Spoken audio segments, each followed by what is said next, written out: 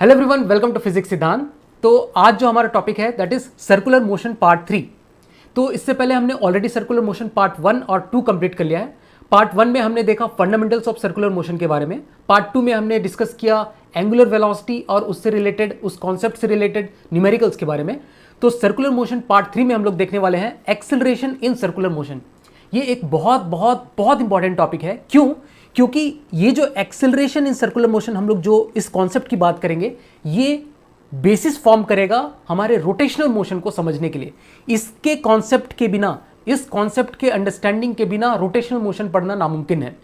एक तो circular motion ही important हो जाता है रोटेशनल मोशन को समझने के लिए, और उसमें भी एक्सेलरेशन का अगर सही ज्ञान ना हो तो रोटेशनल मोशन हमें बिल्कुल भी समझ में नहीं आएगा। तो आज जो हम लोग जो टॉपिक इसमें पढ़ने वाले हैं एक्सेलरेशन इन सर्कुलर मोशन, तो इसके अंदर हम लोग बिल्कुल फंडामेंटल लेवल से, बिल्कुल बेसिक लेवल से एक्सेलरेशन की बात करेंगे, स्टार्टिंग फ्रॉम लीनियर एक्सेलरेशन। और इसके बाद हम लोग सर्कुलर मोशन में घुसते हुए एक्सेलरेशन इन सर्कुलर मोशन को हम लोग पूरे डिटेल में देखेंगे, और फिर हम लोग इसको एडवांस लेवल में लेके जाएंगे। और इसके बाद हम लोग इसके ऊपर कुछ न्यूमेरिकल्स भी करेंगे, जिससे कि हमारा कॉन्सेप्ट थोड़ा स्ट्रेंथन हो जाए। तो सबसे पहले हम लोग बातचीत करते हैं काइनेमेटिक्स इन सर्कुलर मोशन की। तो इससे भी पहले अगर हम लोग रिकॉल करें तो जो हमने स्ट्रेट लाइन मोशन में जो लीनियर वेरिएबल्स के टर्म्स में हमने बात की थी, जो भी काइनेमेटिक्स की हमने बात की थी, kinematics in terms of linear variables, जो भी हमने इक्वेशंस ऑफ मोशन देखे थे, तो हमने इक्वेशन ऑफ मोशन में क्या देखा था? इफ एक्सेलरेशन इज कांस्टेंट, अगर मेरे पास जो एक्सेलरेशन है अगर वो कांस्टेंट है, तो हमने 3 इक्वेशन ऑफ मोशन डिराइव किए थे। जो पहला इक्वेशन ऑफ मोशन था that was v is equal to you plus A T, दूसरा था s is equal to U T plus half A T square, और तीसरा हमारे पास इक्वेशन ऑफ मोशन था v square is equal to you square plus 2as। तो ये basic kinematic equation था। कब? जब एक्सेलरेशन वाज कांस्टेंट। तो ये सारे जो हमने इक्वेशंस देखे थे, ये हमने बात की थी लीनियर वेरिएबल्स के टर्म्स में। तो अगर हम एंगुलर वेरिएबल के टर्म्स में बात करें, अगर हम लोग एक सपोज मेरे पास एक पार्टिकल है जो कि मोशन कर रहा है, इस तरह से सर्कुलर मोशन में है, और इस पार्टिकल के पास कुछ अल्फा है, अल्फा, ठीक है। तो अभी हम लोग एक्वेंटेड हो गए हैं कौन से टर्म से? एंगुलर वेरिएबल के टर्म्स में। तो जो भी एंगुलर वेरिएबल्स हैं मेरे पास, that is theta, omega and alpha. तो थीटा मेरे पास क्या था? Angular displacement, omega was angular velocity and alpha was angular acceleration. बिल्कुल ऐसे ही जैसे हमारे पास थीटा के करस्पॉन्डिंग हमारे पास था एस, दैट इज डिस्प्लेसमेंट, ये एंगुलर डिस्प्लेसमेंट है। यहाँ पे हमारे पास ओमेगा है एंगुलर वेलोसिटी, तो यहाँ पे हमारे पास लीनियर वेरिएबल्स में हमारे पास था वेलोसिटी। उसी तरह से यहाँ पर हमारे पास अल्फा है जो कि है एंगुलर एक्सेलरेशन, तो यहाँ पे हमारे पास था लीनियर एक्सेलरेशन, ठीक है। तो जो relationship acceleration equals to constant के टर्म्स में हमने वी एस और ए के टर्म्स में हमने बात की थी, जब एक्सेलरेशन वाज कांस्टेंट तो हमारे पास ये इक्वेशन ऑफ मोशन था। तो वही रिलेशनशिप हमको यहाँ पर भी मिल जाता है थीटा, ओमेगा और अल्फा के टर्म्स में। कैसे? अगर मेरे पास if alpha is constant, if alpha is constant, अगर मैं बोलूं अल्फा कांस्टेंट होने का क्या मतलब हुआ? ये जो ओमेगा है इस पार्टिकल के पास, एक सर्कुलर मोशन में है, इसके पास अगर कुछ ओमेगा है, तो ये जो ओमेगा है इसका change, rate of change is constant, ठीक है। तो अल्फा क्या हो जाता है मेरे पास? D omega by d t, ये तो हमें पता है, alpha is d omega by d t. And इसी तरह से हम लोग बोल सकते हैं omega that is equal to d theta by d t. Rate of change of angular position with respect to time is omega and rate of change of angular velocity with respect to time is alpha। तो इस दोनों equation को use करके हम लोग जो circular motion में angular variables के टर्म्स में हम लोग काइनेमेटिक्स इक्वेशन हम लोग डिराइव कर सकते हैं, वो बिल्कुल इससे मिलता जुलता होगा। तो अगर हम लोग इस इक्वेशन को देखते हैं, alpha equals to D omega by d T, तो मैं इस इक्वेशन से लिख सकता हूँ alpha D T that is equal to D omega. अगर मैं दोनों तरफ इंटीग्रेट करता हूं और मैं ओमेगा को लिखता हूं, इनिशियल ओमेगा को ओमेगा नॉट से रिप्रेजेंट करता हूं और फाइनल ओमेगा को ओमेगा से रिप्रेजेंट करता हूं, ठीक है। ये इनिशियल ओमेगा है, ये फाइनल ओमेगा, ये ओमेगा का मैंने लिमिट डाल दिया इसमें। यहां पर हम लोग टाइम का लिमिट डालेंगे, टाइम 0 to t अगर करते हैं, तो यहां से हमें इक्वेशन ऑफ जो मोशन मिलेगा for angular variables, angular variables के टर्म्स में। कब? When alpha is constant. यहां पे हम लोग अल्फा को कांस्टेंट ले रहे हैं, इसलिए यहां पर अल्फा dt जो हम लोग कर रहे हैं, यहां पे अल्फा कांस्टेंट है, टाइम पे ये वेरी नहीं कर रहा है टाइम के साथ, इसलिए हम लोग इसको कांस्टेंट की तरह ट्रीट करते हुए अगर इसका हम लोग इंटीग्रेट करते हैं, तो ये बन जाता है alpha T that is equal to omega minus omega naught. और यहां से मेरे पास इक्वेशन आ जाता है omega is equal to omega naught plus alpha T, ठीक है। तो ये मेरे पास इक्वेशन आ गया। तो जैसे यहां पर मेरे पास रिलेशनशिप था v is equals to you plus A T, तो उसी तरह से मेरे पास एंगुलर वेरिएबल्स के टर्म्स में आ गया omega is equals to omega naught plus alpha T. यहां पे ध्यान देने वाली बात है, this alpha that is angular acceleration, this angular acceleration is constant, तभी हम ये इक्वेशन डिराइव करें। जैसे कि ये तीनों इक्वेशन था, इसमें हमने बेसिक अपना आइडियोलॉजी रखा था कि acceleration was constant, acceleration is not dependent on time, तो तभी हमें ये 3 इक्वेशन ऑफ मोशन मिली थी। तो इसी तरह से यहां पे alpha that is independent of time, alpha is constant, तभी हम लोग इस तरह से बातें कर रहे हैं। तो इसी को अगर हम इसी तरह से इक्वेशन, सारे इक्वेशन को अगर डिराइव करें तो हमारे पास जो एंगुलर वेरिएबल्स के टर्म्स में जो इक्वेशन आ जाती है वो आ जाती है omega is equals to omega naught plus alpha T, and जैसे उसमें s equals to UT plus half A T square था, तो s की जगह यहाँ पर थीटा आ जाएगा, theta equals to theta naught plus half alpha T square. ठीक है, ये first equation of motion, second equation of motion. और इसी तरह से हम लोग बोल सकते हैं, जैसे वहाँ we square equals to you square plus 2s था, यहाँ पर हो जाएगा omega square equals to omega naught square plus 2 into alpha into theta, s की जगह यहाँ पे थीटा है, तो ये थर्ड इक्वेशन ऑफ मोशन हो गया। तो इस तरह से हम लोग equation of kinetic equation derive कर सकते हैं for a particle in a circular motion. और इसमें जो मैं बात कर रहा था, ध्यान देने वाली बात है, that is alpha angular acceleration is constant, तभी ये सारे इक्वेशन हम लोग डिराइव किया है हमने। ठीक है, तो ये एक इंपॉर्टेंट इक्वेशंस हैं जब अल्फा इज कांस्टेंट, और इसके ऊपर कुछ बहुत सारे न्यूमेरिकल्स आते हैं, तो वो इजी न्यूमेरिकल्स होते हैं, तो इसलिए मैं यहाँ पे वो न्यूमेरिकल्स डिस्कस नहीं कर रहा हूँ। हम लोग कुछ अच्छे न्यूमेरिकल्स लेंगे जो कि एक्सेलरेशन के ऊपर कुछ अच्छे सवाल जिस पे बन सके। अब एक्सेलरेशन फॉर सर्कुलर मोशन को देखने से पहले हम लोग जनरल पाथ के लिए डिस्कशन करते हैं एक्सेलरेशन की। तो सपोज एक पार्टिकल है और वो जो पार्टिकल का मोशन का पाथ है वो इस तरह से है, ये पार्टिकल का मोशन का पाथ है इस तरह से, और इस पॉइंट पे अगर मैं बात करूं वेलोसिटी की, तो velocity will always be tangential to path. ये हमें पता है कि वेलोसिटी हमेशा टेंजेंशियल टू पाथ ही होगा। ठीक है, तो इस तरह से सपोज एक पार्टिकल की वेलोसिटी है जो कि इस पाथ में इस तरह से मूव कर रहा है। अगर मैं बात करूं कि सपोज इसका जो एक्सेलरेशन है, सपोज नेट एक्सेलरेशन पार्टिकल का वो इस डायरेक्शन में a है, और वेलोसिटी और एक्सेलरेशन के बीच का जो एंगल है दैट इज थीटा। तो अगर मैं देखना चाहूं तो इस पार्टिकल की वेलोसिटी का डायरेक्शन जो है वो सपोज इस डायरेक्शन में है, तो एक्सेलरेशन का एक कंपोनेंट तो वेलोसिटी के डायरेक्शन में है, that is a cos theta, और एक्सेलरेशन का एक कंपोनेंट देखा जाए तो वो पार्टिकल के जो वेलोसिटी है उसके परपेंडिकुलर डायरेक्शन में हम लोग उसको ले सकते हैं, एक्सेलरेशन का दूसरा कंपोनेंट, तो उसकी जो वैल्यू है that will be equal to a sin theta. ठीक है, a cos theta and a sin theta. जो a cos थीटा है वो along the direction of velocity है, और a sin theta is perpendicular to the velocity है। तो हम लोगों ने डिफाइन किया है एक टर्म, हम लोग डिफाइन कर रहे हैं a पैरेलल। a पैरेलल क्या डिफाइन कर रहे हैं? a parallel that is component of acceleration along velocity, that is इस केस में this is a cos theta, और a परपेंडिकुलर हम लोग डिफाइन कर रहे हैं that is a sin theta.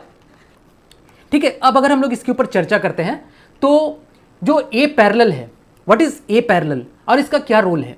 तो ये जो a पैरेलल है इसको हम लोग a टेंजेंशियल भी बोलते हैं। क्यों? क्योंकि जो वेलोसिटी है that is tangential to the path, वो पाथ के टेंजेंशियल डायरेक्शन में वेलोसिटी होगी। ये तो पक्की बात है कि velocity will always be along the tangential direction to the path that is parallel to the path. जो भी यहाँ पे ये कर्व है पाथ का, तो यहाँ पे जो भी टेंजेंट होगा उसके अलोंग वेलोसिटी होगी। तो उसी के डायरेक्शन में अगर ये a पैरेलल हमने लिया है तो उसको हम लोग टेंजेंशियल एक्सेलरेशन भी बोल सकते हैं, और उसकी वैल्यू इस केस में a cos थीटा है। तो हमने ये डिस्कशन किया है कि कोई भी जो अगर वेलोसिटी के पैरेलल कोई भी एक्सेलरेशन हो, वेलोसिटी के डायरेक्शन में अगर कोई एक्सेलरेशन हो, तो वो सिर्फ वेलोसिटी का मैग्नीट्यूड को चेंज करता है। मैं फिर से बोलता हूं, जो भी component of acceleration which is along the direction of velocity, वो सिर्फ वेलोसिटी के मैग्नीट्यूड को चेंज करेगा, और component of acceleration which is perpendicular to the direction of velocity, वो इसके डायरेक्शन को सिर्फ चेंज करेगा। ठीक है, जो a cos थीटा मैं यहां पर बोलता हूं, जो a cos थीटा है, या फिर जो पैरेलल जो एक्सेलरेशन का पैरेलल कंपोनेंट है, that will only change magnitude of the velocity, and जो परपेंडिकुलर कंपोनेंट ऑफ जो एक्सेलरेशन है that will change only the direction of velocity. तो वेलोसिटी इज अ वेक्टर। ठीक है, इसके पास दोनों होगा, इसका मैग्नीट्यूड होगा और इसका डायरेक्शन होगा। मैग्नीट्यूड को हम लोग वेलोसिटी वेक्टर का मैग्नीट्यूड इस तरह से रिप्रेजेंट करते हैं, और इसके डायरेक्शन को हम लोग एक कैप से रिप्रेजेंट करते हैं। तो इसको चेंज करने के लिए जो रिस्पॉन्सिबल है that is tangential component of acceleration, और इसको चेंज करने के लिए रिस्पॉन्सिबल है that is perpendicular component of acceleration. तो ये परपेंडिकुलर कंपोनेंट ऑफ एक्सेलरेशन इसके वेलोसिटी के डायरेक्शन को चेंज करता है, और जो टेंजेंशियल कंपोनेंट ऑफ एक्सेलरेशन रहता है वो वेलोसिटी के मैग्नीट्यूड को चेंज करता है। ये एक बहुत ही इंपॉर्टेंट कॉन्सेप्ट है जिसका हम लोग अभी आगे रिगरसली यूज करने वाले हैं। तो ये चीज समझना बहुत ज्यादा जरूरी है। अच्छा, ये जो परपेंडिकुलर कंपोनेंट ऑफ एक्सेलरेशन है ये वेलोसिटी के मैग्नीट्यूड को चेंज नहीं कर सकता है। उसी तरह से जो टेंजेंशियल कंपोनेंट ऑफ एक्सेलरेशन है वो वेलोसिटी के डायरेक्शन को चेंज नहीं कर सकता है। ये सिर्फ इसको चेंज करेगा, ये सिर्फ इसको चेंज करेगा। ये एक बहुत ही इंपॉर्टेंट कॉन्सेप्ट है। ये चीज अभी से दिमाग में डाल लेना बहुत ज्यादा जरूरी है, ठीक है। अच्छा, तो मैं क्या बोल सकता हूं, अगर मैं बोलूं कि dv वेक्टर बाई dt एक टर्म है, अगर मैं बोलूं कि rate of change of velocity vector with respect to time is what, this is net acceleration, A net का मतलब क्या हो गया, ये वाला, ये एक्सेलरेशन, ठीक है। ये एक्सेलरेशन मतलब क्या हो गया, इस दोनों का वेक्टर सम, ए टेंजेंशियल और ए परपेंडिकुलर का vector sum is this is A net, ठीक है। तो dv वेक्टर बाई dt मतलब rate of change of this velocity vector with time, इसमें दोनों चीज इंक्लूडेड है, इसमें इंक्लूडेड है इसका डायरेक्शन एज वेल एज इसका magnitude. So dv vector by dt is a net, ठीक है। ये नेट एक्सेलरेशन की बात हो रही है यहां पर, ठीक है। ये दोनों को चेंज करेगा, ये एक्सेलरेशन इसके मैग्नीट्यूड को भी चेंज कर रहा है और इसके डायरेक्शन को भी चेंज कर रहा है, इसमें दोनों कंपोनेंट है। लेकिन अगर मैं बोलूं d of modulus of v vector by dt, इसका क्या मतलब हुआ, rate of change of speed. Rate of change of speed का क्या मतलब हुआ, rate of change of magnitude of velocity या rate of change of speed, ये सिर्फ मैग्नीट्यूड को चेंज करने वाला, दैट मींस मैं इसको टेंजेंशियल कंपोनेंट बोल सकता हूं, ठीक है। तो ये दोनों में डिफरेंस समझना जरूरी है कि what is dv vector by dt and what is d of modulus of v vector by dt। तो ये दोनों अलग अलग चीज है। तो ये एक बहुत ही इंपॉर्टेंट कॉन्सेप्ट है जो कि अभी हम लोग इसका रिग्रेसली यूज करने वाले हैं। तो इसको मैंने पॉइंट वाइज लिख दिया है कि component of acceleration perpendicular to the path that is a perpendicular changes direction of velocity and does not changes its speed, ठीक है। उसी तरह से कंपोनेंट ऑफ एक्सेलरेशन पैरेलल और tangential to the path that is a tangential की बात हो रही है यहां पे, ए tangential to the path changes magnitude of velocity and does not changes its direction. तो ये दो इंपॉर्टेंट कॉन्सेप्ट है हमारे पास। तो अब हम लोग कुछ टर्म्स डिफाइन करेंगे। तो जो भी हमारे पास एक्सेलरेशन है, अगर एक पार्टिकल सर्कुलर मोशन कर रहा होता है तो उसके पास जो कौन कौन सी एक्सेलरेशन हमने डिफाइन करी है, सपोज इसके पास नेट एक्सेलरेशन पार्टिकल के पास इस तरह से है, ठीक है, दिस इज ए नेट। तो ए नेट के एक कंपोनेंट हम लोग इस डायरेक्शन में ले सकते हैं और एक कंपोनेंट हम लोग इस डायरेक्शन में ले सकते हैं। हमें पता है कि इस पॉइंट पे जो पार्टिकल की वेलोसिटी है वो इस डायरेक्शन में, वेलोसिटी वेक्टर की डायरेक्शन ये है, तो वेलोसिटी वेक्टर के डायरेक्शन के अलोंग जो एक्सेलरेशन का कंपोनेंट होगा, ये सपोज ये थीटा है, तो this is a cos theta component है and this is a sine theta component, ठीक है। तो ये वाला जो कंपोनेंट हमने अभी देखा कि ये टेंजेंशियल कंपोनेंट आएगा और ये इसको हमने बोला था परपेंडिकुलर कंपोनेंट। तो अगर हम लोग बात करें सर्कुलर मोशन के टर्म्स में, तो ये जो परपेंडिकुलर कंपोनेंट है, क्योंकि ये रेडियस वेक्टर के डायरेक्शन के अलॉन्ग है, इसलिए हम लोग इसको कभी कभी ए रेडियल भी बोलते हैं, जो रेडियल एक्सेलरेशन इसको बोलते हैं हम लोग, क्योंकि अलॉन्ग द रेडियस है ना, रेडियस वेक्टर के ऑपोजिट डायरेक्शन में है, तो रेडियस के अलॉन्ग है, इसलिए इसको हम लोग रेडियल एक्सेलरेशन भी बोलते हैं। और क्योंकि ये हमेशा सेंटर की तरफ पॉइंट करता है, किसी भी पॉइंट पे देखें तो ये जो वेलोसिटी वेक्टर जो कि सपोज इस पॉइंट पे हम लोग देखते हैं, तो वेलोसिटी वेक्टर इस डायरेक्शन में है, तो ये जो एक्सेलरेशन है that is a perpendicular is always pointing towards the centre of the circle. तो इसको हम लोग सेंट्रीपिटल एक्सेलरेशन भी बोलते हैं। सेंट्रीपिटल एक्सेलरेशन का मतलब है ये हमेशा सेंटर की तरफ पॉइंट करेगा। सेंट्रीपिटल इसलिए इसका नाम पड़ा है कि सेंटर की तरफ ये पॉइंट कर रहा है, ठीक है। अच्छा, तो ये तीन अलग अलग नामों से जाना जा सकता है, परपेंडिकुलर कंपोनेंट ऑफ एक्सेलरेशन या फिर रेडियल एक्सेलरेशन या फिर सेंट्रीपिटल एक्सेलरेशन। तो ये सर्कुलर मोशन का टर्म्स है। और जो टेंजेंशियल कंपोनेंट ऑफ एक्सेलरेशन है दैट इज ए टेंजेंशियल भी इसको बोल सकते हैं या फिर ए पैरेलल भी बोल सकते हैं। तो ये सारी चीजें जानना जरूरी है। और ए नेट तो मैंने बताया, a net is the resultant of a perpendicular and a tangential, या फिर अब सर्कुलर मोशन के केस में सेंट्रीपिटल एक्सेलरेशन और टेंजेंशियल एक्सेलरेशन का जो भी रिजल्टेंट होगा इस दोनों वेक्टर का, वो ए नेट वेक्टर का डायरेक्शन होगा जो कि इस डायरेक्शन में है। तो ए टेंजेंशियल का और ए सेंट्रीपिटल का जो रिजल्टेंट है दैट इज ए नेट, इसका नेट एक्सेलरेशन बोलूं तो इस डायरेक्शन में है। ठीक है, तो ये एक इंपॉर्टेंट कॉन्सेप्ट समझने के लिए था। अच्छा, अगर हम लोग बोले कि ये alpha that is angular acceleration यहां पे कहां से आ जा रहा है, तो अल्फा के बारे में हम लोग डिस्कस करेंगे ऐसे, लेकिन अगर मैं बात करूं कि यहां पर अल्फा एंगुलर एक्सेलरेशन जो हम लोग बोलते हैं, इसका क्या रोल है, क्या ये नेट एक्सेलरेशन को कंट्रीब्यूट नहीं कर रहा है? तो एंगुलर एक्सेलरेशन अगर देखा जाए तो angular acceleration is completely different thing. हम लोग यहां पे जो भी अगर हम लोग बात करें कि what is the acceleration of the particle, तो acceleration of the particle is the resultant of all the जो linear acceleration only, linear acceleration की हम लोग बात करेंगे सिर्फ। अगर हमें सिर्फ एक्सेलरेशन बोला गया है तो हम लोग सिर्फ लीनियर एक्सेलरेशन की बात करें। अगर एंगुलर एक्सेलरेशन पूछा जाता है तब हम अल्फा की बात करते हैं। अदरवाइज हमें अगर एक्सेलरेशन बोला गया है तो हम नेट एक्सेलरेशन की बात करेंगे, जिसमें कि दो ही कंपोनेंट आएंगे। एंगुलर एक्सेलरेशन का रिलेशनशिप होता है लीनियर एक्सेलरेशन से, वो हम लोग देखेंगे, वो हम लोग डिराइव भी करेंगे। That is alpha is equal to A tangential into are, जो कि हम लोग डिराइव भी करने वाले हैं। तो ये एक रिलेशनशिप आता है, बट इसका अगर हम लोग नेट एक्सेलरेशन में इसके कॉन्सेप्ट को हम लोग नहीं घुसा सकते हैं कि जो एंगुलर एक्सेलरेशन है उसका कंट्रीब्यूशन इसमें नहीं आएगा, क्योंकि एंगुलर एक अलग चीज हो गया, एंगुलर वेरिएबल्स अलग हम लोग डील करते हैं और लीनियर वेरिएबल्स अलग डील करते हैं। तो अगर हम लोग नेट एक्सेलरेशन की बात करें, जो पार्टिकल में नेट एक्सेलरेशन है, तो वो हम लोग लीनियर एक्सेलरेशन के टर्म्स में भी बात करते हैं, जिसमें सिर्फ दो कंपोनेंट होंगे, टेंजेंशियल एंड इसका टेंजेंशियल एंड सेंट्रीपिटल। टेंजेंशियल और सेंट्रीपिटल का जो भी रिजल्टेंट होगा वो नेट एक्सेलरेशन का डायरेक्शन होगा, और angular acceleration is different thing. हाँ, उसका रिलेशनशिप होगा दोनों के बीच में, एंगुलर और लीनियर वेरिएबल है, तो वो एक अलग बात हो जाती है। इस दोनों को हम लोगों को कॉन्सेप्ट्स को मिक्स नहीं करना है, दोनों अलग अलग चीजें, दोनों सेपरेट चीजें। एंगुलर एक्सेलरेशन हम लोग अलग बात कर रहे हैं और लीनियर एक्सेलरेशन हम लोग अलग बात कर रहे हैं। अब जो हम लोग इसके नेक्स्ट पार्ट में बात करने जा रहे हैं, that is very important, very very very important derivation. ठीक है, ये डेरिवेशन आपको कहीं पे पूछा नहीं जाएगा, but this derivation will give you N insight of acceleration in circular motion. ये आपको बिल्कुल फील करा देगा कि सेंट्रीपिटल एक्सेलरेशन कहां से आ रहा है, और ये जो भी हमारे पास रेडियल एक्सेलरेशन या सेंट्रीपिटल एक्सेलरेशन, इसके अलावा टेंजेंशियल एक्सेलरेशन कहां से आ रहा है, ये सारी चीजों का इंसाइट आपको प्रोवाइड कराएगा ये डेरिवेशन। बहुत इंपॉर्टेंट है, इसमें थोड़ा हम लोग वेक्टर अलजेब्रा यूज करने वाले हैं, बट ये मैं आपको इसमें पक्का विश्वास दिलाता हूं कि ये आपको बिल्कुल मदद करेगा चीजों को समझने में। एक्सेलरेशन को आप बिल्कुल फील करा देगा कि टेंजेंशियल एक्सेलरेशन और जो हमारे पास सेंट्रीपिटल एक्सेलरेशन है ये कहां से आए।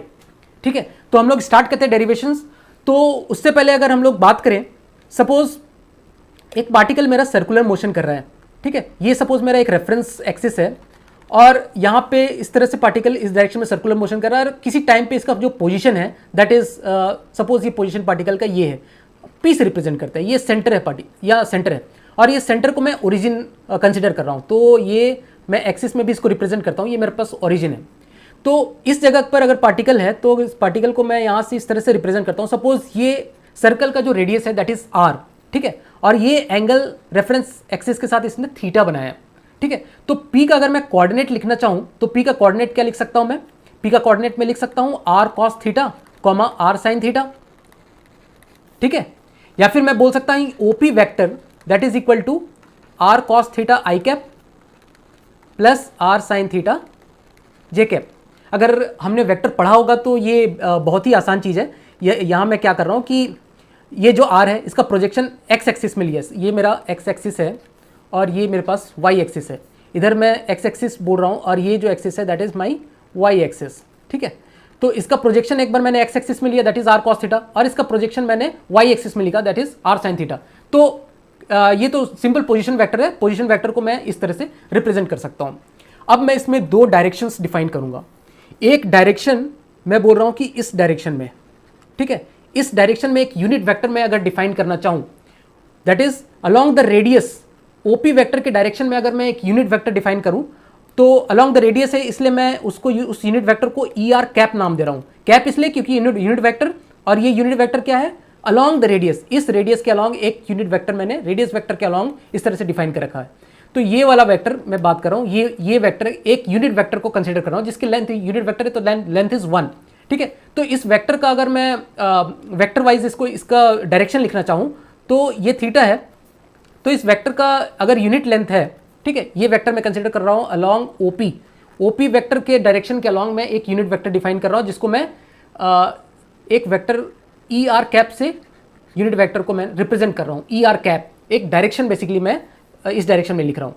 तो ये हो जाएगा क्या, दिस इज व्हाट मैं बोल सकता हूँ कि OP vector divided by OP vector का मैग्नीट्यूड। ये तो सिंपल बेसिक वेक्टर अलजेब्रा है। अगर मुझे ओपी वेक्टर के अलॉन्ग एक यूनिट वेक्टर लिखना है या फिर हम लोगों को रेडियस वेक्टर के अलॉन्ग एक यूनिट वेक्टर लिखना है, तो simple radius vector divided by उसका मैग्नीट्यूड।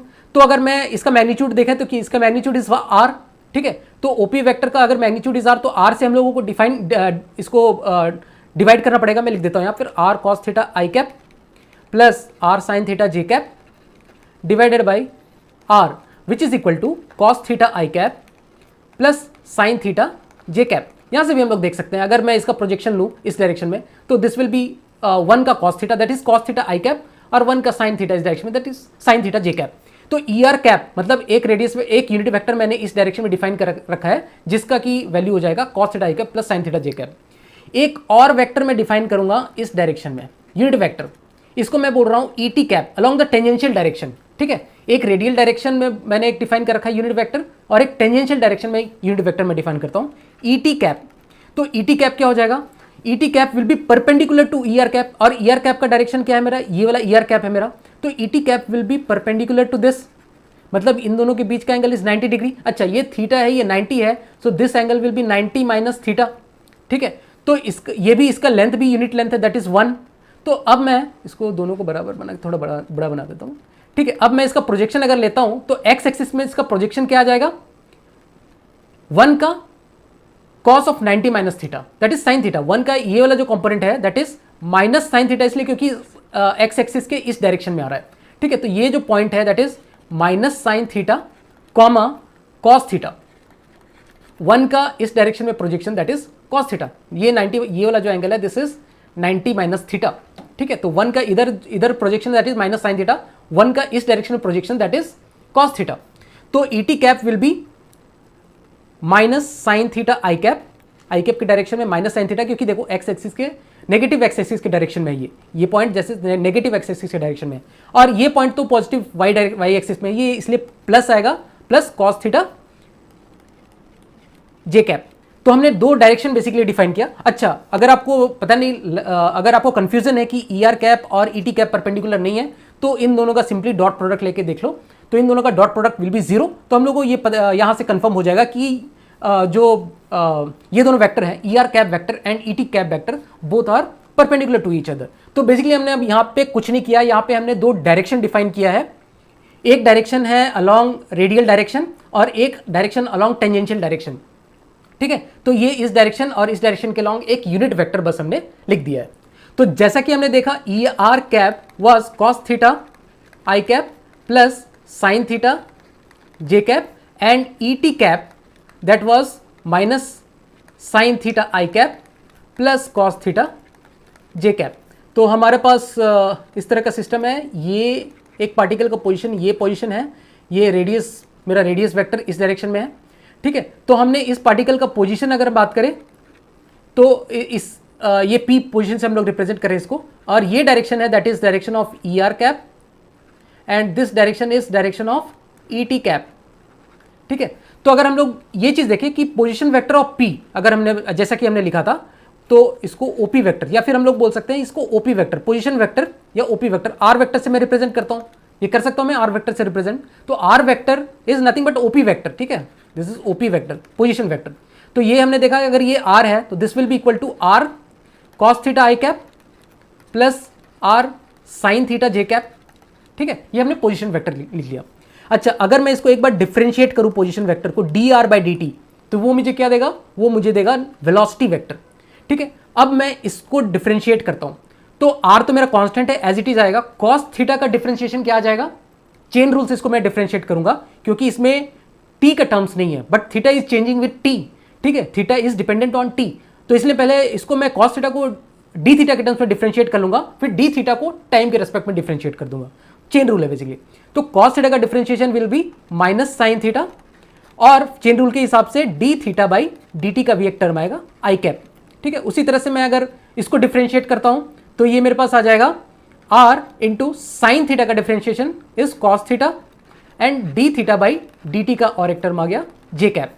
तो यहां से हम लोग देख सकते हैं ये जो वाला जब टर्म आएगा ये आ जाएगा minus r sine theta and what is d theta by d t, this is omega. D theta by d t हमने ओमेगा देखा है, ये दिस इज ओमेगा, ठीक है, plus i cap plus r and d theta by d t को इधर मैं पहले ओमेगा लिख लेता हूं और ये कॉस थीटा जे कैप। तो यहां से हम लोग अगर सेपरेट आउट करें तो this is minus, this is r omega, अगर मैं कॉमन निकालता हूं, आर ओमेगा कॉमन निकाल दिया तो ये बन गया minus sine theta i cap plus cos theta j cap. इसको ध्यान से देखा जाए तो ये क्या दिखा रहा है, दिस इज व्हाट, ये जो है ये टर्म क्या है, this is which direction, this is e t cap direction. तो मैं बोल सकता हूं कि एक वेलोसिटी वेक्टर किस डायरेक्शन में पॉइंट कर रहा है। देखो वेलोसिटी वेक्टर का मैग्नीट्यूड इज आर ओमेगा, यहां से हम लोग देख सकते हैं, हमने डिराइव भी कर लिया कि वेलोसिटी वेक्टर का जो मैग्नीट्यूड होगा दैट इज आर ओमेगा और उसका डायरेक्शन किधर होगा, टेंजेंशियल डायरेक्शन में। तो यहां से हमने वेलोसिटी वेक्टर को डिराइव कर लिया है कि velocity vector will be along the tangential direction और उसकी जो वैल्यू होगी that will be equal to r omega. ठीक है, ठीक है। अगर हम लोग इस वेलोसिटी वेक्टर को और एक बार डिफरेंशिएट करें टाइम के रिस्पेक्ट में तो ये हमें क्या देगा, ये हमें एक्सेलरेशन वेक्टर देगा, नेट एक्सेलरेशन देगा, इस पार्टिकल का नेट एक्सेलरेशन देगा। ठीक है, तो अगर हम लोग चलो इसको ये करते हैं, इसका डेरिवेटिव लेते हैं। चलो इस वाले टर्म को हम लोग इसका डेरिवेटिव लेते हैं, ये वाला, ठीक है, थोड़ा इजी रहेगा समझने के लिए।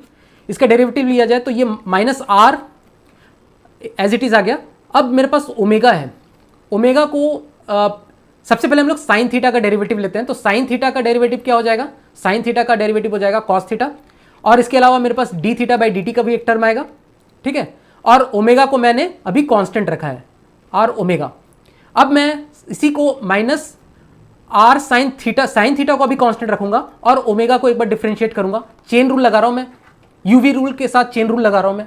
ठीक है, यूवी रूल के लिए, यूवी रूल में क्या होता है, यू को पहले डिफरेंशिएट करते हैं, वी को एज इट इज रखते हैं, प्लस वी को डिफरेंशिएट करते हैं, यू को एज इट इज रखते हैं। तो यूवी चेन रूल के साथ साथ मैं यूवी रूल भी लगा रहा हूं जो कि हम लोगों ने डिफरेंशिएशन में पढ़ रखा है। ठीक है, अब इसके साथ अब नेक्स्ट वाले टर्म को अगर मैं डिफरेंशिएट करता हूं तो ये बन जाएगा आर ओमेगा।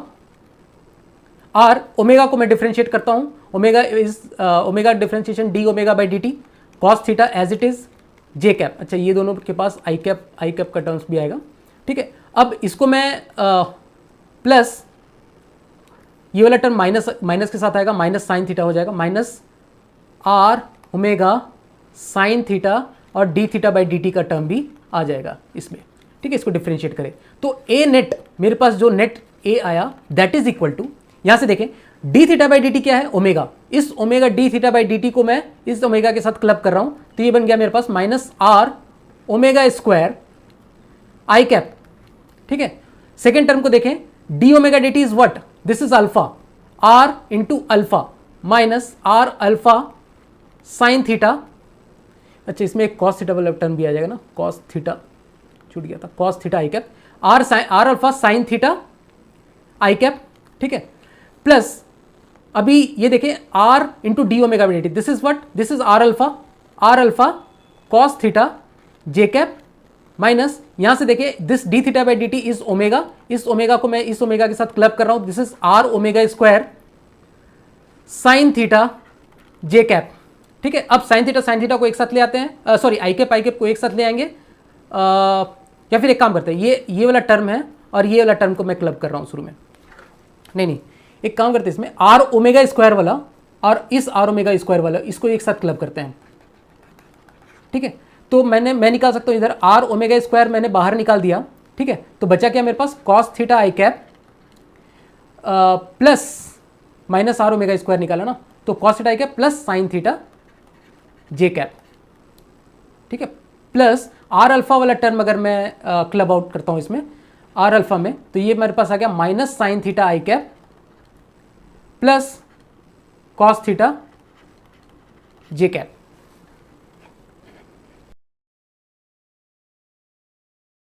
तो इस ए नेट को अगर मैं वापस से लिखना चाहूं तो a net vector will be equal to minus r omega square, ये वाला टर्म है cos theta i cap plus sine theta j cap, this is e r cap.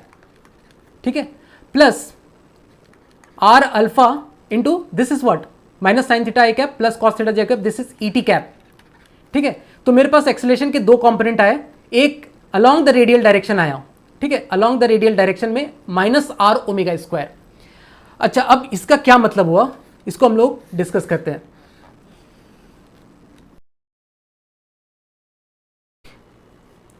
तो ये मेरे पास एक बहुत ही इंपॉर्टेंट रिलेशन आया, a net is equal to -r⍵² ER cap plus R⍵ ET cap. तो सबसे पहले देखते हैं ER कैप। ER कैप का डायरेक्शन क्या है? ER कैप का डायरेक्शन है, सपोज मैं ये सर्कल बनाता हूं और ये पॉइंट है, ER कैप का डायरेक्शन इज दिस डायरेक्शन, ठीक है।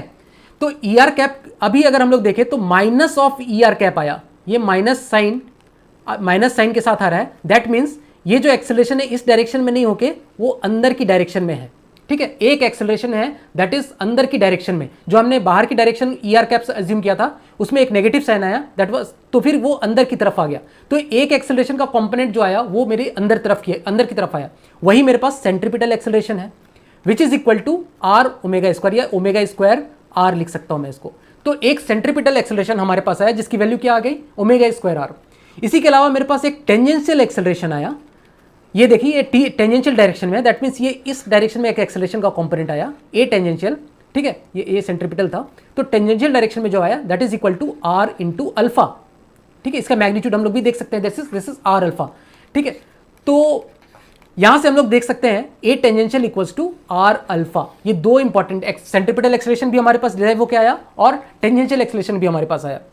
एक नॉर्मल जो गलती करते हैं लोग रोटेशनल मोशन में, बार बार इस तरह की गलती हो जाती है, हम लोग बोल देते हैं कि A is equals to r⍵। ये जनरल बोलचाल की भाषा में लोग बोल देते हैं और गलती कर देते हैं, A is not equal to r⍵, this A tangential is r⍵, that means that is tangential component of acceleration.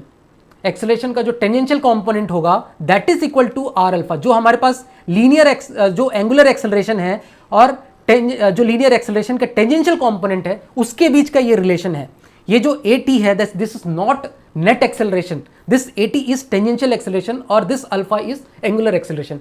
तो एंगुलर एक्सेलरेशन और टेंजेंशियल एक्सेलरेशन का इस तरह से हमारे पास रिलेशन आ गया, और centripetal acceleration that is equal to ⍵²r। एक चीज और यहां पे देखने वाली बात है, अगर if my alpha is 0, if alpha is equal to 0 तो क्या हो जाएगा, AT इज 0। अगर मेरे पास कोई भी एक्सेलरेशन जो टेंजेंशियल, अगर मेरे पास एंगुलर एक्सेलरेशन नहीं है तो मेरे पास टेंजेंशियल एक्सेलरेशन भी नहीं है, ठीक है। लेकिन अगर पार्टिकल के पास कुछ ओमेगा है, अगर एक पार्टिकल कुछ ओमेगा के साथ सर्कुलर मोशन कर रहा है, किसी भी ओमेगा के साथ, ठीक है, अगर इसके पास ओमेगा है तभी तो वो सर्कुलर मोशन कर रहा है। अगर ओमेगा रहता ही नहीं, ओमेगा 0 रहता तो पार्टिकल स्टेशनरी होता, लेकिन अगर पार्टिकल के पास ओमेगा है तभी उसके पास कुछ वेलोसिटी है, तभी वो सर्कुलर मोशन कर रहा है। तो अगर सर्कुलर मोशन कर रहा है तो जो सेंट्रीपिटल एक्सेलरेशन है वो आना जरूरी ही है, ठीक है। टेंजेंशियल एक्सेलरेशन की जरूरत नहीं है। टेंजेंशियल एक्सेलरेशन तब इसमें आएगा, लाइट में आएगा, जब मेरे पास अल्फा हो, जब ओमेगा चेंज हो रहा हो। लेकिन अगर omega is constant, if omega is constant, तो हमारे पास एक एक्सेलरेशन आता है। If omega is constant that means what, omega equals to v equals to omega r, ठीक है, हमने ये देखा था v equals to omega r, ये रिलेशन हमारे पास आया था। तो ओमेगा इज कांस्टेंट, अगर r इज कांस्टेंट तो v इज ऑल्सो कांस्टेंट। तो ये v इज कांस्टेंट मतलब ये वेलोसिटी का मैग्नीट्यूड की बात हो रही है यहाँ पे, दिस इज वेलोसिटी का मैग्नीट्यूड, दिस इज स्पीड, ठीक है, दिस इज स्पीड। तो स्पीड इज कांस्टेंट, स्पीड अगर कांस्टेंट है तो सर्कुलर मोशन में तो भी हमारे पास एक सेंट्रीपिटल एक्सेलरेशन आएगा। तो फिर उस एक्सेलरेशन का क्या मतलब हुआ, सेंट्रीपिटल एक्सेलरेशन का क्या काम होगा उसका। तो जैसा कि हमने डिस्कस कर रखा था कि वो जो सेंट्रीपिटल एक्सेलरेशन है वो हमेशा परपेंडिकुलर टू वेलोसिटी लग रहा है, this centripetal acceleration is always perpendicular to the velocity. तो अगर वो वेलोसिटी के परपेंडिकुलर है दैट मीन्स वो वेलोसिटी का मैग्नीट्यूड तो चेंज नहीं कर सकता, बट वेलोसिटी का डायरेक्शन चेंज करता है, ठीक है। और वही इसका काम है, दिस सेंट्रीपिटल जो एक्सेलरेशन है वो वेलोसिटी का मैग्नीट्यूड को चेंज नहीं कर रहा है, वो सिर्फ उसका डायरेक्शन चेंज कर रहा है, जो कि सर्कुलर मोशन में रिक्वायरमेंट है। हर जगह पे वेलोसिटी का जो डायरेक्शन है वो चेंज हो रहा है, हर समय में इसका वेलोसिटी का डायरेक्शन चेंज हो रहा है, ठीक है। तो अगर एक पार्टिकल एक फिक्स्ड स्पीड के साथ अगर सर्कुलर मोशन कर रहा है तो हम लोग उस पर क्या बोलते हैं, that is the particle is doing uniform circular motion. और अगर वो पार्टिकल यूनिफॉर्म सर्कुलर मोशन कर रहा है तब भी उसके पास एक एक्सेलरेशन होती है that is equal to centripetal acceleration which is given by ⍵²r। तो एक ध्यान देने वाली बात है इसमें कि even the particle is having a fixed या फिर एक कांस्टेंट मैग्नीट्यूड ऑफ वेलोसिटी, या फिर हम लोग बोल सकते हैं एक फिक्स्ड स्पीड है उसके पास, तो उसके पास तब भी एक एक्सेलरेशन जो कि सेंट्रीपिटल एक्सेलरेशन है, जो कि उसका मैग्नीट्यूड ऑफ वेलोसिटी को चेंज नहीं कर रहा है, वो सिर्फ उसका डायरेक्शन को चेंज कर रहा है। तो ये एक इंपॉर्टेंट कंसेप्ट आ जाता है, जिससे कि हम लोग concept of uniform circular motion की बात करते हैं। यूनिफॉर्म सर्कुलर मोशन में क्या होता है, वेलोसिटी का magnitude is constant, that means speed is constant, but velocity का डायरेक्शन इज ऑलवेज चेंजिंग, क्योंकि एक्सेलरेशन है, सेंट्रीपिटल एक्सेलरेशन है जो कि उसका डायरेक्शन को चेंज कर रहा है। तो velocity is not fixed, velocity is not fixed, उसमें वेलोसिटी का magnitude is fixed, speed is fixed in a uniform circular motion, and उसके पास जो एक्सेलरेशन है that is centripetal acceleration which is omega square r. तो कोई भी particle अगर सर्कुलर मोशन कर रहा है, दैट मीन्स उसके पास कुछ तो ओमेगा होगा, दैट मीन्स उसके पास सेंट्रीपिटल एक्सेलरेशन होना जरूरी है। लेकिन पार्टिकल के पास टेंजेंशियल एक्सेलरेशन हो भी सकता है, नहीं भी हो सकता है, इससे मतलब नहीं है, बट उसके पास सेंट्रीपिटल एक्सेलरेशन तो है ही। अब हम लोग इस पे एक छोटा सा न्यूमेरिकल देखते हैं जो कि एनसीईआरटी के बुक में दिया हुआ है सॉल्व एग्जांपल में। तो एक insect is trapped inside a circular group, एक इंसेक्ट है जो कि एक सर्कुलर ग्रुप में इस तरह से ट्रैप हो चुका है, ठीक है, इस तरह से वो इस तरह का मोशन कर रहा है, इसके अंदर के अंदर वो चल रहा है। ये एक सर्कुलर ग्रुप है इस तरह से, ऑफ रेडियस 12 सेंटीमीटर, और इसका जो रेडियस दिया हुआ है दैट इज 12 सेंटीमीटर। ये मेरे पास इंसेक्ट है, this is insect, INSECT, insect, ठीक है। और ये धीरे धीरे धीरे धीरे चलता है और ये कंप्लीट करता है 7 revolution in 100 second, 7 revolution in 100 second. अब इसका क्या मतलब हुआ, 7 रिवॉल्यूशन इन 100 सेकेंड, तो क्या हम लोग इससे ओमेगा निकाल सकते हैं? बिल्कुल निकाल सकते हैं। ओमेगा क्या हो जाता है, ओमेगा हो जाता है, हम लोग को रेडियन के टर्म्स में डिफाइन करना हुआ, तो 7 रिवॉल्यूशन में कितना रेडियन हो गया, 7 इंटू 2 पाई रेडियन, ठीक है, एक रिवॉल्यूशन में 2 पाई रेडियन, तो 7 रिवॉल्यूशन में 7 इंटू 2 पाई रेडियन, एंड वो कितने टाइम में ये कंप्लीट कर रहा है, 100 सेकेंड में। तो ये मेरे पास ओमेगा यहां से कैलकुलेट हो गया, this is radian per second के टर्म्स में हम लोगों ने इसको निकाल दिया, ठीक है, that is 14 pi divided by 100 radian per second. तो यहां से मेरे पास इसका पार्टिकल का ओमेगा निकल के आ गया। तो what is the angular speed, पहले में पूछा है कि एंगुलर स्पीड क्या है, तो पहले पार्ट को तो ये से ही सॉल्व हो गया, एंगुलर स्पीड हमने निकाल दिया, and the linear speed of the motion, तो लीनियर स्पीड क्या था, v is equals to omega into r. Omega हमको पता है, आर हमको दिया हुआ है, इसको सेंटीमीटर को मीटर में कन्वर्ट करके हम लोग इसमें से वेलोसिटी निकाल सकते हैं, ठीक है। ए पार्ट इस तरह से सॉल्व हो जाएगा। अगर हम लोग बी पार्ट में इस पे देखें, is the acceleration vector a constant vector, क्या इसका एक्सेलरेशन एक कांस्टेंट वेक्टर है, ठीक है। तो इसका ओमेगा इज फिक्स्ड, ओमेगा अगर इसका फिक्स है, दैट मीन्स हमने अभी बात किया है कि omega is fix, that is this is a case of uniform circular motion, ठीक है। तो अगर यूनिफॉर्म सर्कुलर मोशन है तो हमारे पास कौन सा एक्सेलरेशन आता है, तो हमारे पास सिर्फ सेंट्रीपिटल एक्सेलरेशन आता है, ठीक है। तो एक्सेलरेशन, सेंट्रीपिटल एक्सेलरेशन, उसकी वैल्यू कितनी आती है, ओमेगा स्क्वायर आर। तो सेंट्रीपिटल एक्सेलरेशन की जो वैल्यू है that is fixed, but centripetal acceleration का डायरेक्शन क्या होता है, टुवर्ड्स द सेंटर, ठीक है। अगर इंसेक्ट इस पोजीशन पे रहेगा तो सेंट्रीपिटल एक्सेलरेशन की डायरेक्शन टुवर्ड्स द सेंटर इस डायरेक्शन में होगी। अगर इंसेक्ट यहाँ पे पहुंचेगा तो उसके सेंट्रीपिटल एक्सेलरेशन की डायरेक्शन इस डायरेक्शन में होगी। अगर इंसेक्ट यहाँ पे पहुंचेगा तो सेंट्रीपिटल एक्सेलरेशन की डायरेक्शन टुवर्ड्स द सेंटर इस डायरेक्शन में होगी। यहाँ पे होगा तो टुवर्ड्स द सेंटर इस डायरेक्शन में होगी। मतलब ये हर पोजीशन में अगर देखा जाए तो इसका जो एक्सेलरेशन वेक्टर का जो डायरेक्शन है, सेंट्रीपिटल एक्सेलरेशन, ये डायरेक्शन चेंज हो रहा है, इसका value is fixed. If omega is fixed तो इसका सेंट्रीपिटल एक्सेलरेशन का डायरेक्शन इज फिक्स्ड, बट इसका जो मैग्नीट्यूड है, इसका जो डायरेक्शन है वो हर पॉइंट पे चेंज कर रहा है। इसलिए हम लोग बोल नहीं सकते हैं कि acceleration vector a constant vector, no it is not a constant vector because it's direction is changing, ठीक है। बट इसका magnitude is constant, magnitude is constant, but इसका direction is always changing at each and every point, ठीक है। And what is इस magnitude, magnitude is omega square r. Omega हमने already इसमें से कैलकुलेट कर रखा है। तो इस तरह से इस प्रॉब्लम को हम लोग सॉल्व कर सकते हैं।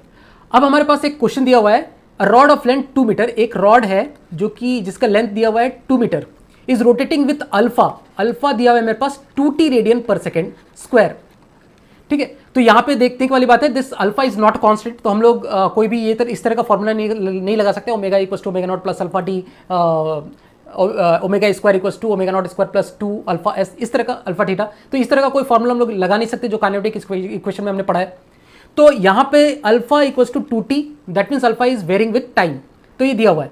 तो a particle p is located at one end of the rod, एक पार्टिकल जो है p which is located at this point which is 2 metre from the axis, find acceleration of p after 2 second. इस point का acceleration निकालना है मुझे t 2 second के बाद। मुझे इनिशियल कंडीशन दी हुई है at t equals to 0 omega is equals to 0, ये इनिशियल कंडीशन है। तो मुझे एक्सेलरेशन निकालना है 2 सेकेंड के बाद। तो एक्सेलरेशन हमें पता है कि किसी भी एक्सेलरेशन निकालना है तो हमें नेट एक्सेलरेशन निकालना होगा। और नेट एक्सेलरेशन का कौन सा कंपोनेंट होता है? नेट एक्सेलरेशन का 2 कंपोनेंट होता है, एक तो होगा सेंट्रीपिटल एक्सेलरेशन और एक जो होगा वो टेंजेंशियल कंपोनेंट। तो ए नेट जो होगा that is equal to centripetal acceleration का स्क्वायर प्लस टेंजेंशियल एक्सेलरेशन का स्क्वायर। इस तरह से हम लोग कैलकुलेट कर सकते हैं। और सेंट्रीपिटल एक्सेलरेशन का वैल्यू कितनी हो जाती है? ओमेगा स्क्वायर आर, ठीक है। और टेंजेंशियल कंपोनेंट इसका क्या हो जाता है? ये इसकी वैल्यू हो जाती है आर इंटू अल्फा, ठीक है। आर हमें 2 मीटर दिया हुआ है, तो बेसिकली हमें ओमेगा कैलकुलेट करना है आफ्टर 2 सेकेंड। तो मुझे ये centripetal acceleration after 2 second calculate हो जाएगा। और मुझे कैलकुलेट करना है एटी, यहाँ अल्फा तो दिया हुआ है मुझे, आर भी दिया हुआ है, तो एटी एट आफ्टर 2 सेकेंड ये कैलकुलेट करना है, ठीक है, आफ्टर 2 सेकेंड। तो सबसे पहले ओमेगा आफ्टर 2 सेकेंड कैलकुलेट करते हैं। तो d omega by d t मुझे पता है that is equal to alpha. तो उस तरफ ले जाते हैं, अल्फा डी टी इस तरह से करते हैं, दोनों तरफ इंटीग्रेट करते हैं हम लोग। इसको initial omega in at t equals to 0 to t equals to 2 second तक हम लोग को देखना है, ठीक है, अल्फा को। और ओमेगा को कहाँ से कहाँ तक जा रहा है? इनिशियल टी इक्वल्स टू 0 पे omega was 0 and t equals to 2 पे कुछ ओमेगा रहा होगा जो कि हमको कैलकुलेट करना है, ठीक है। तो इसको हम लोग अगर इंटीग्रेट करते हैं तो this is omega minus 0 that is omega, और ये alpha this is 2t, this alpha is 2t। तो 2t का मुझे बेसिकली इंटीग्रेट करना है फ्रॉम 0 टू 2t dt। तो ये सिंपली हो जाएगा omega is equals to 2t का इंटीग्रल इज t स्क्वायर, ठीक है, 2t स्क्वायर बाई 2 आ जाएगा, दैट मीन्स 2 कैंसिल आउट हो जाएगा। तो ओमेगा इज 2 स्क्वायर बेसिकली। तो ये 0 टू 2 विथ अभी यहाँ से ओमेगा मुझे मिल जाएगा 4 रेडियन पर सेकेंड। तो इस तरह से मैंने ओमेगा कैलकुलेट कर लिया। अब अगर मैंने ओमेगा कैलकुलेट किया तो सेंट्रीपिटल एक्सेलरेशन मैं कैलकुलेट कर सकता हूं कैसे? Omega square that is 16 into r, radius is 2, that is equal to 32। जो सेंट्रीपिटल एक्सेलरेशन है that is 32 metre per second square. तो सेंट्रीपिटल एक्सेलरेशन मैंने 2 सेकेंड के बाद कैलकुलेट कर लिया है। अब मुझे टेंजेंशियल एक्सेलरेशन निकालना है 2 सेकेंड के बाद। तो टेंजेंशियल एक्सेलरेशन 2 सेकेंड के लिए मुझे क्या चाहिए? अल्फा चाहिए 2 सेकेंड के बाद। तो alpha at t equals to 2 second में क्या हो जाएगा? At t equals to 2 alpha is equal to 4, टी की वैल्यू मैंने 2 पुट कर दी, ठीक है। तो अब 80 एट 2 सेकेंड क्या हो जाएगा? R that is 2 into alpha, this r into alpha, alpha is what? 4। तो ये मेरे पास आ गया 8 मीटर पर सेकेंड स्क्वायर, ठीक है। तो यहाँ से मेरे पास AC आ गया और AT आ गया। तो इस तरह से मैं नेट जो एक्सेलरेशन है वो यहाँ से कैलकुलेट कर सकता हूँ। AC का स्क्वायर करूँगा मैं और AT का स्क्वायर करूँगा और उसका अंडर रूट ले लूँगा, तो 2 सेकेंड के बाद मुझे नेट एक्सेलरेशन कैलकुलेट हो जाएगा। तो इस तरह से इसके ऊपर प्रॉब्लम्स बन सकते हैं। ये रोटेशनल मोशन के लिए खास करके कि बहुत ज़्यादा इंपॉर्टेंट टॉपिक है, इसलिए इस टॉपिक को हम लोगों को ध्यान से समझना बहुत ज़्यादा जरूरी है। अगर आपको किसी भी तरह का डाउट होता है तो आप इसके कमेंट सेक्शन में डाल सकते हैं, मैं उस डाउट को क्लियर करूँगा। और अगर आप टेलीग्राम चैनल के थ्रू, टेलीग्राम ग्रुप के थ्रू अगर आप जुड़े हुए हैं तो वहाँ भी आप डाउट पूछ सकते हैं, मैं इसको क्लियर करने की कोशिश करूँगा। Thank you.